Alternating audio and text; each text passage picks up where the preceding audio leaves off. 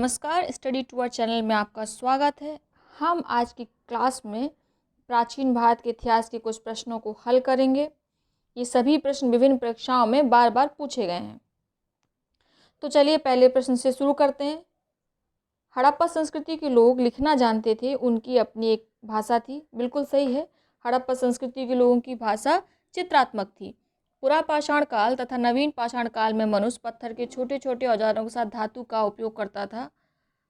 पुरा पाषाण काल नवीन पाषाण काल में औजारों का प्रयोग तो होता था, किंतु पुरा पाषाण काल में धातु का उपयोग नहीं होता था। तो हमारा कथन 2 गलत है, अतः विकल्प 1 बिल्कुल सही है। अगला प्रश्न करते हैं।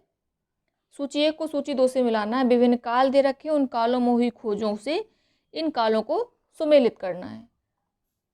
पुरा पाषाण काल, नवीन पाषाण काल, ताम्र पाषाण काल, आग की खोज, तांबा, फसल की कटाई के लिए औजार। नवीन पाषाण काल में फसल की कटाई के लिए औजार आ गए थे। पुरा पाषाण काल में आग की खोज हुई थी और ताम्र पाषाण काल में तांबे की खोज हुई थी। इसी कारण इस काल को ताम्र पाषाण काल कहा जाता है। तो हमारा विकल्प ए सही है। अगला देखते हैं। मोहनजोदड़ो में एक विशाल इमारत है जो कि राजा के घर जैसा प्रतीत होता है। गलत है ये, क्योंकि मोहनजोदड़ो में जो एक विशाल इमारत मिली है वह एक विशाल स्नानागार है, राजा का घर नहीं है। दूसरा, हड़प्पा किले में सबसे आकर्षक भवन क्या मिला है? धन्यागार मिला है, जहाँ पे गेहूं को या जो भी फसलें वो उपजाते थे उसको एकत्र करते थे। तो कथन 2 सही है और हमारा विकल्प बी सही हो गया। अगला प्रश्न देखते हैं। मनुष्य कच्चा मांस खाता था, मनुष्य भ्रमणकारी जिंदगी जीता था, मनुष्य एक संगठित व्यवस्थित जीवन जीता था, लोग विभिन्न प्रकार के कार्य करते थे। प्रश्न है कि क्या ये सारे कथन ताम्र पाषाण काल से हैं और कौन से हैं, अगर सारे नहीं हैं तो इसमें हम देख लेते हैं।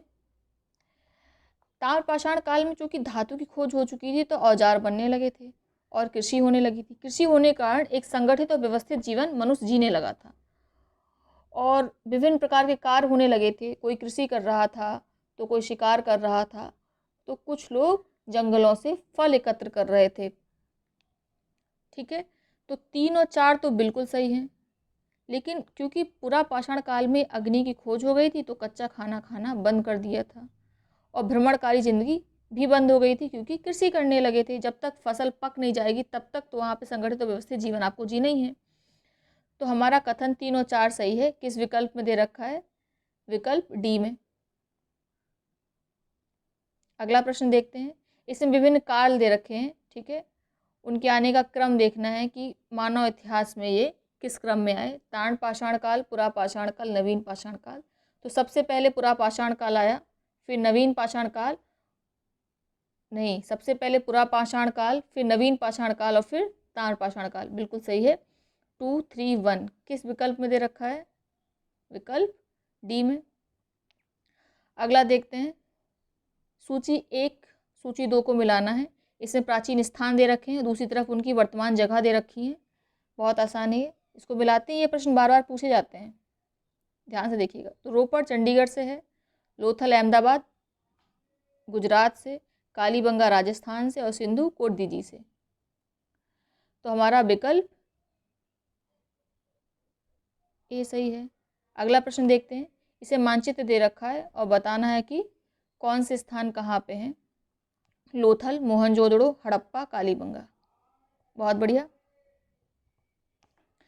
जो ये है ये गुजरात का क्षेत्र पड़ता है, तो हमने ऊपर बताया लोथल कहाँ था? गुजरात में था। कालीबंगा कहाँ था? राजस्थान में था। साथ में ही हड़प्पा और मोहनजोदड़ो दोनों पाकिस्तान में पड़ते हैं अब।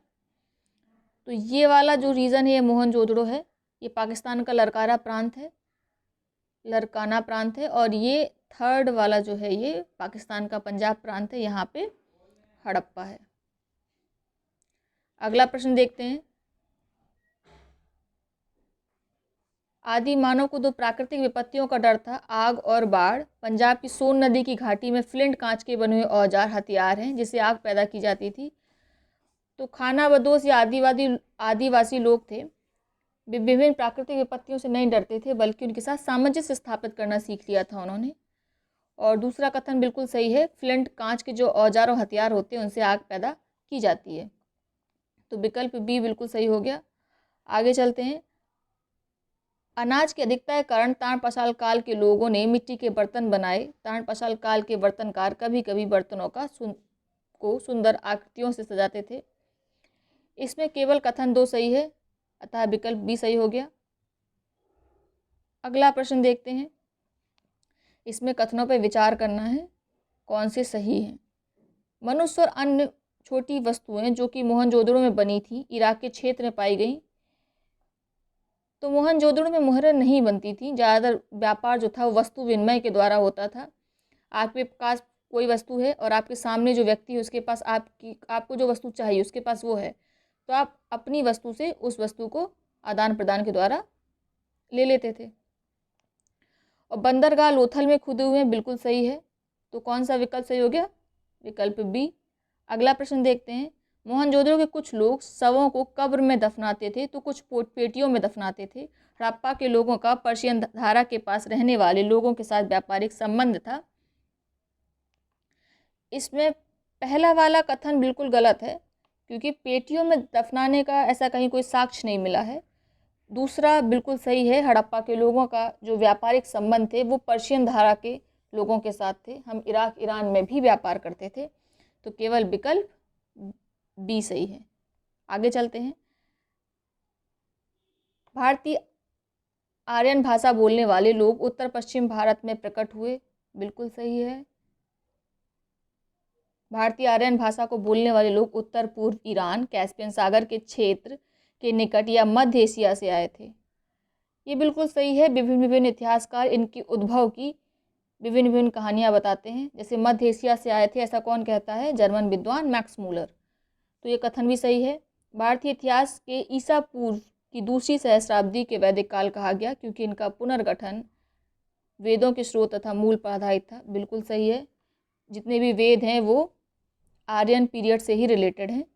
ये लोग ग्रामीण संस्कृति तथा कृषि के अभ्यस्त थे। ये मिट्टी के बर्तनों पर विशेष भूरे रंग की चित्रकारी करते थे, जिसे चित्रित भूरी व्यापारिक वस्तु के रूप में जाना जाता था। बिल्कुल सही है। जो आर्यन संस्कृति थी वो ग्रामीण संस्कृति थी, जबकि हड़प्पन संस्कृति शहरी संस्कृति थी। तो हमारा चारों विकल्प ही सही हैं इसमें। तो हो गया कौन सा विकल्प?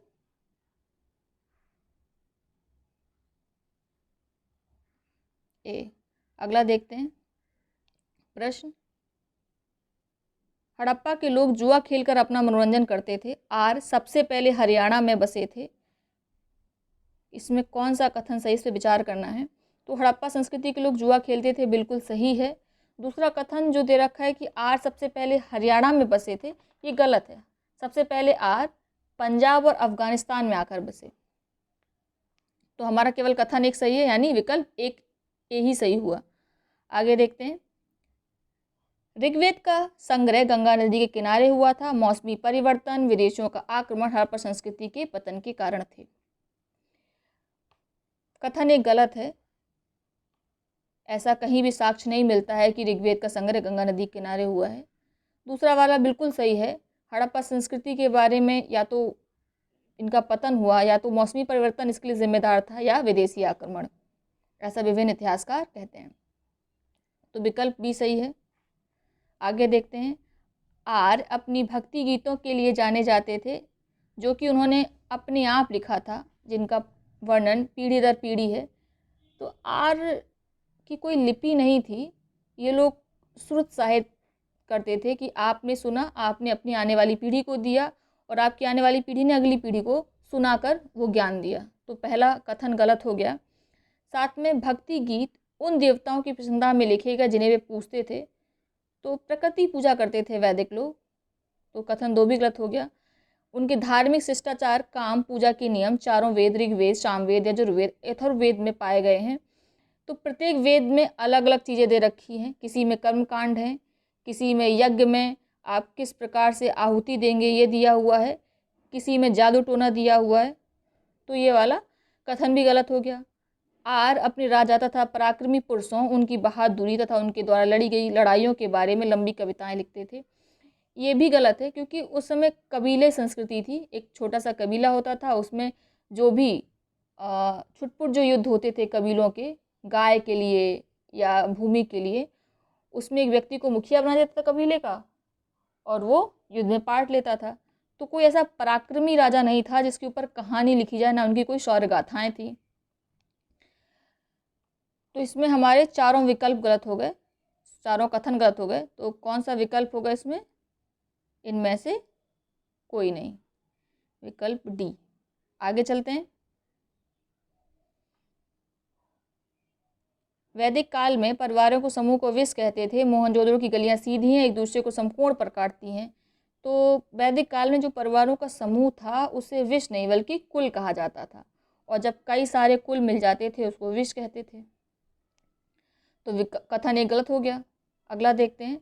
इसमें सीधी गलियां थी, एक दूसरे को समकोण पर काटती थी। तो बचपन से ही हम जब भी हड़प्पा संस्कृति या हड़प्पा कालीन चैप्टर्स को पढ़ते तो उसमें देखा होगा कि हमेशा ये लाइन दी रहती है कि जो उनकी गलियां थी वो एक दूसरे को समकोण पे काटती थी।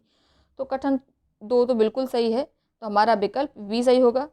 अगला प्रश्न देखते हैं।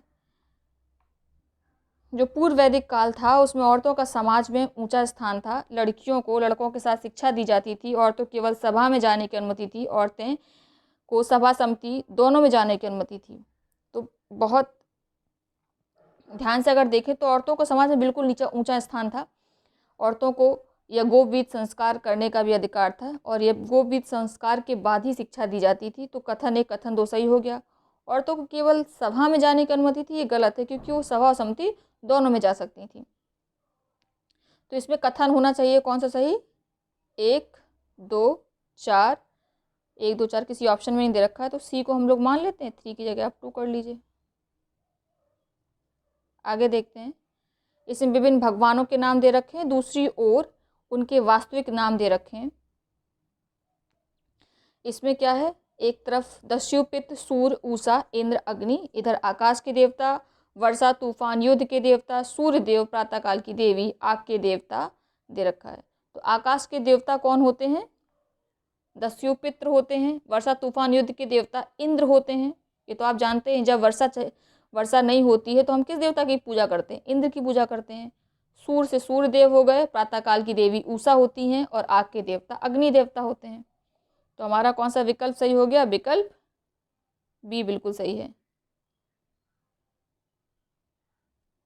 अगला देखते हैं। आर्यन शब्द का अर्थ है बुद्धिमान व्यक्ति, सभ्य व्यक्ति, ज्ञानवान व्यक्ति, चतुर आदमी। आर्यन शब्द का अर्थ है सभ्य आदमी, और आर्य का अर्थ होता है श्रेष्ठ। ठीक है, आगे देखते हैं। अग्नि आर्यों के सबसे प्रिय देवता थे। सोम एक विशेष पेय पदार्थ था जिसे धार्मिक अवसरों पर पिया जाता था। अग्नि आर्यों के सबसे प्रिय देवता नहीं थे, सबसे प्रिय देवता इंद्र थे। इनको ऋग्वेद में 250 सूक्त समर्पित हैं, जबकि अग्नि देवता को केवल 200 सूक्त समर्पित हैं। सोम एक विशेष पेय पदार्थ था, बिल्कुल सही है, जिसे धार्मिक अवसरों पर पिया जाता था। अतः हमारा केवल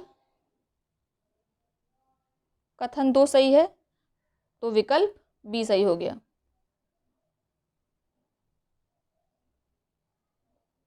चलिए आज के लिए क्लास यहीं तक रखते हैं। इसका PDF आपको टेलीग्राम चैनल में मिल जाएगा, उसका लिंक हम इस वीडियो के अंत में दे देंगे। आप जब भी इस तरह के प्रश्नों को सॉल्व करें या हल करें तो वीडियो को थोड़ी देर पॉज कर लिया करिए, प्रश्न पढ़ा करिए, विकल्पों को देखा करिए, और फिर खुद ही मन में आंसर किया करिए। उसके बाद देखा करिए कि आपने जो उत्तर सोचा था वो सही है कि नहीं। ठीक है, चलिए आज की क्लास के लिए बहुत बहुत धन्यवाद।